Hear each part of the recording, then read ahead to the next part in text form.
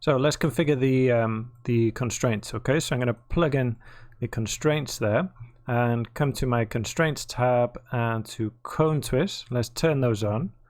Right, so make sure what's important is that this name, cone twist, is the same as the name that we typed in here, this cone twist. Okay, they have to be the same for it to recognize that primitive as the constraint. Now, unfortunately, we don't have a guide for setting these values with the contrast constraint with this SOP-based bullet solver. So what I'm going to do is split this left and right. Okay, and let's set the visualizer to one of these. So set this to 1, and here set this to 1 also. So this is always visualizing that. And then in here, I'm going to dive inside. No, sorry, the opposite. So here we can change the values, these values here.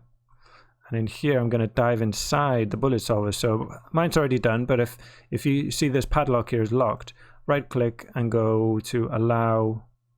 It's not there because mine's already unlocked, but if you could go to ABD bullet solver there, just to show you, right click and then just click that allow editing of contents. You'll see that, and that lock will change to red, and then you can open it up and go inside. Okay, so I can dive inside now, and then I'm going to go into this DOP net. Okay, and then you can see the soft constraints there already. So I'm going to dive into here. Let me set this to wireframe. There we go. So you can see there the blue, that blue line. That is the cone twist constraint, but it's just kind of has no. We can't see the cone basically yet, right? So we can see it, so that's good. If we come back out here, so we just need to play around with these values until we can actually make sense, so we can actually see that cone. So I'm going to bring this is just kind of infinite. When it's set to 180, it's like an infinite value. So now you can see it. If maybe I can make it a bit bigger. Let's go away from one of the vans. Go to the cars.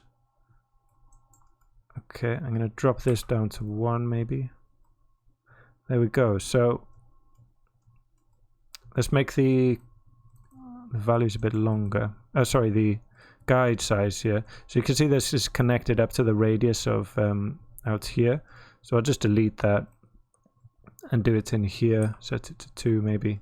There we go. So it's stretching out the front. So you can see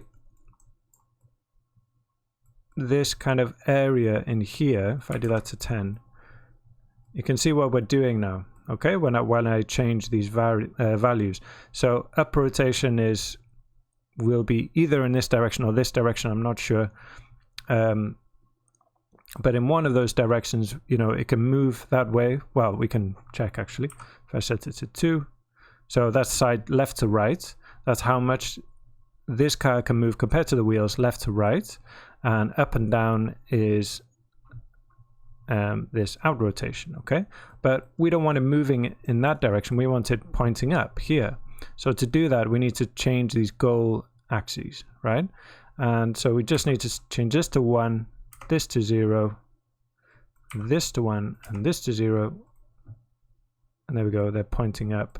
And do the same with these as well. Okay, change this to 1, this to 0, this to 0, this to 1. Okay, so yeah, I want this to be 10 and this to be 1. So that way the cars can move side to side. That's the most amount of freedom they've got, going side to side like this, and they can go back and forward just a little as well. And I'm going to give them a bit of twist as well, turn that to 1. So that means they can spin around the normal in this direction a little bit as well. So that will just allow them to kind of bounce around and twist just a little bit. Okay, so that's basically it. To leave it like that. That should work fine for us. Oh, another thing important, rest length, set that to 0. Okay, not to 1, otherwise they'll basically explode. The wheels and body will push away from each other to a length of 1. But that's quite funny if you want to play around with that value for some other simulation. But that should be okay for that for now. Next we'll go ahead and bring in the road as a collider. Maybe just isolate one of these cars to see it's wobbling.